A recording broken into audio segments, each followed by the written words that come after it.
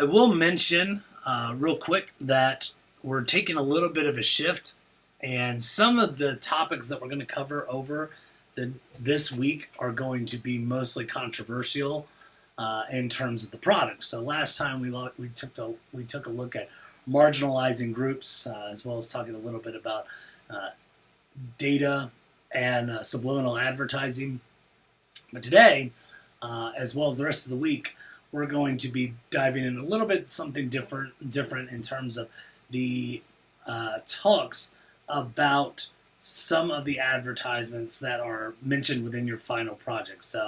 Um, so advertising to children, for instance, alcohol, a lot of tobacco in this case. Not that I'm talking about children in this case, but a lot of at-risk products. Again, these are your firearms, these are your tobaccos, these are your alcohol. That again, a lot of people have major ethical qualms with. And again, is this something that we need to talk about in terms of is it okay to advertise something like tobacco, um, or talking about firearms or talking about alcohol in this case? What regulations need to be established? And so we'll put that on the discussion board this week, because I think this is going to be a very important topic to cover over. So let's start with tobacco. And tobacco is kind of an interesting facet when it comes to advertising, because when we look at tobacco, there's no product right now that I can think of that is more kind of stigmatized than tobacco. And you might have some personal stories that say, you may have lost somebody to lung cancer or complications with health based on tobacco.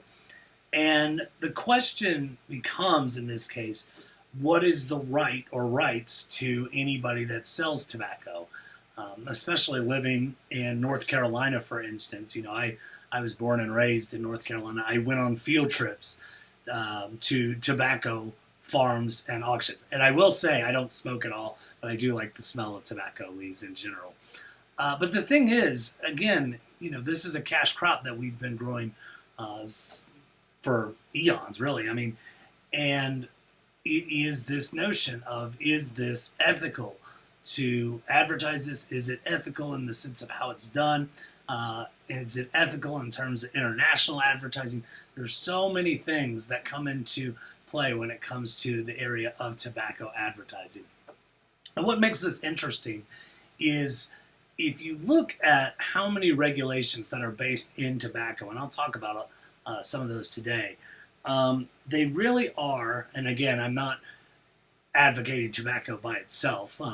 Again, I don't smoke whatsoever, but they are, in terms of an advertising perspective, some of the most innovative in terms of having to get around the system a little bit, and other organizations following very closely suit of how effective some of these advertising strategies become.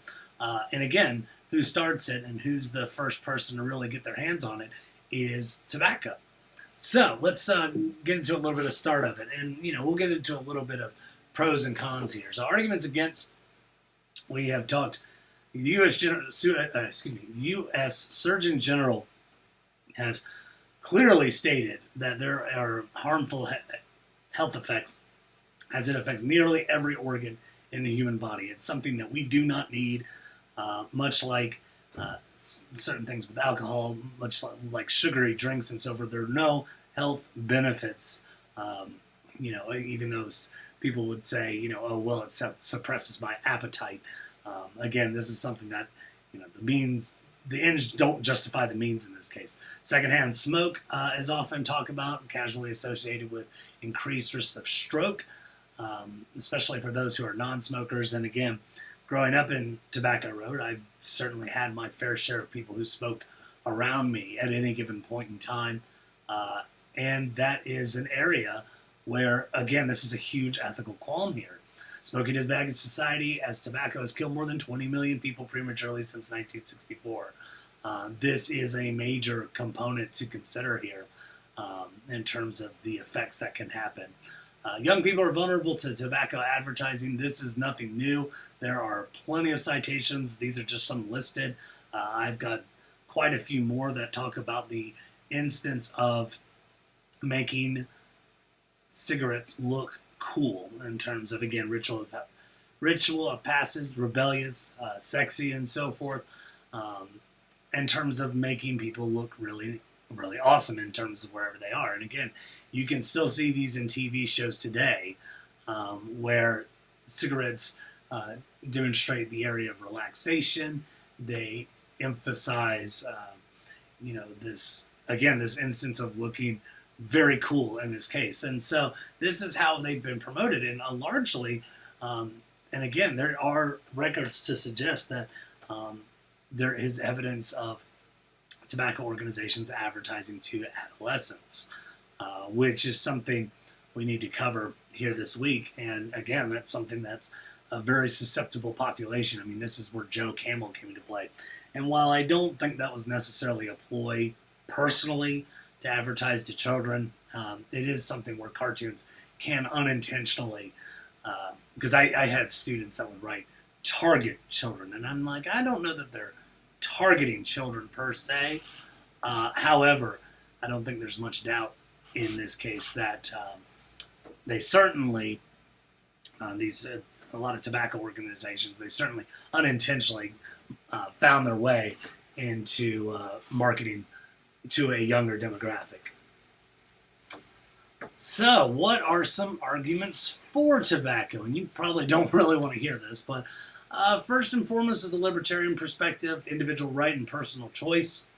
Again, it's the area of if you want to consume alcohol, if you want to consume fast food, this is the choice where it is what you are ingesting.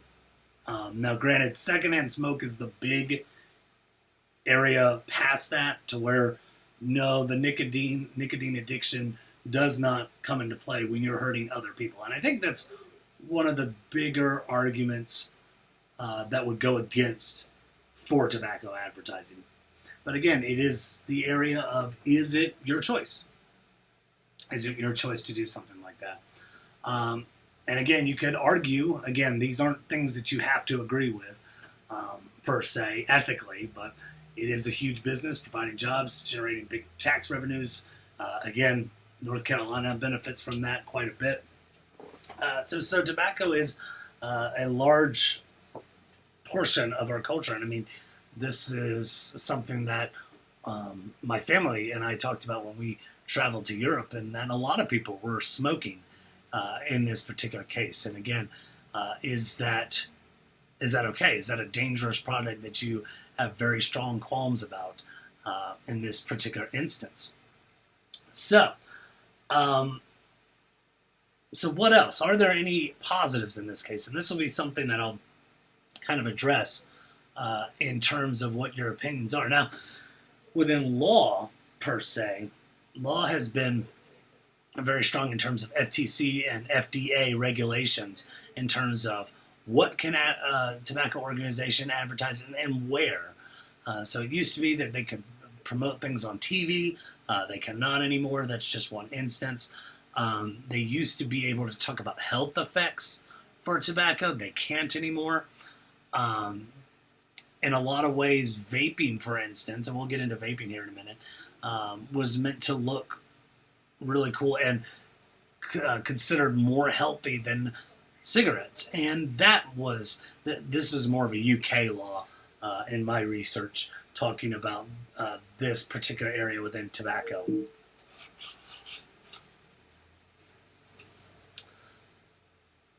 So again, here are some aspects, and this is really the question I want to ask y'all, is should the U.S. government ban advertising on tobacco products? Now, you'll see here with the instance in terms of what are called POP ads, which are still very much available, which is POP ads, point of purchase, as well as magazine ads. And what's really interesting is if you look at YouTube channels, for instance, or what used to be Vine or Instagram, there are people that are considered what are called social media influencers that vape and do it competitively. And it is something that's, I think, is really fascinating, of people who watch and buy certain builds or mods based on the way that they do these tricks and so forth. And they say, I want to aspire to be competitive and blow clouds and rings and force fields and jellyfish. Of the tricks that I know, I don't know a lot of them, but again, this was part of my dissertation, so I was obviously somewhat invested. And you may sit there and say, that's ridiculous. I don't know why anybody would want to do that, and it may not be for you. When I interviewed people about this, one person told me that you are about 4 years too late, and saying that it was in high school or even going into from middle school to high school that people were already vaping in this case. And they talked about some of the retrospective aspects of why they got involved with it in the first place. And so people would say, I liked it for the flavors, I liked it for tricks, I liked it because I could be rebellious and so forth. And again, this is the area of, does government need to be involved with this? And that's something you need to ask yourself and consider when you're looking into your discussion board question. And the same thing is restricting e-cig advertising on broadcast media.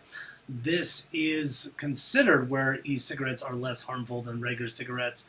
That research, the real big note I should have put in there, that research is obviously inconclusive. We're not sure that they're less harmful. The research so far has indicated that they're less harmful. There are TV promotions.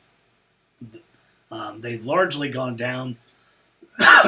This is where we had Stephen Dorff and Jenny McCarthy before. This was usually before Jenny McCarthy was on the anti-vaccine movement.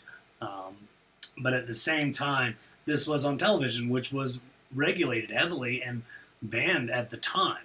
And so again, the notion is, are e-cigarettes allowed to promote their product on television? And this will probably be the biggest one, is talking about, should they be allowed to regulate on the internet? Because that is complicated. Because again, the FTC can't really get their foot in the door. This is an international appeal from people all over the world watching it. And again, is that an ethical decision where we're saying that people shouldn't make that choice of whether or not they should engage in something like e-cigarettes or vaping in this case? Last thing we'll look into, ethical principles with tobacco products. Should tobacco companies stop advertising in magazine and newspaper, which they are allowed to? I don't know. I don't think they're allowed in newspapers now. I know they're allowed still in magazines. Should tobacco companies stop all kinds of POP or point of purchase? What about plain packaging design? And this is a lot of, again, the government regulations that come on this. And there's not a lot of products that have to deal with this kind of instance of regulatory information. Is it ethical to advertise tobacco products on the web? And this isn't just cigarettes. Again, this is vaping. Should U.S. tobacco companies stop any promotion of tobacco in the U.S., but continue promotional activities such as China and India? And this is a major situation here. This is something that John Oliver addressed in one of his shows of, again, some countries, and not necessarily China and India, but some third world nations that are being targeted by bigger tobacco organizations. One thing that's not on here is talking about tobacco organizations that are on Native American reservations that work with their economy. In this case, is that ethical?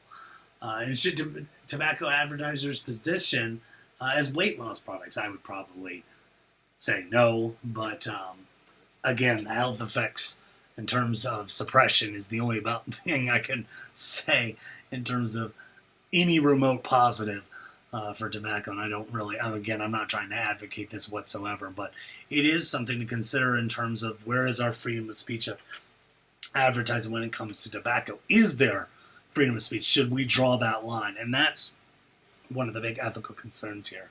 So that's all for today. I hope you all enjoyed it. Again, I hope I didn't upset anybody. I know this is a touchy subject with tobacco, but again, the next few weeks are going to kind of going to be like that a little bit. So hope you all have a wonderful day, and I will talk to you soon. Thanks.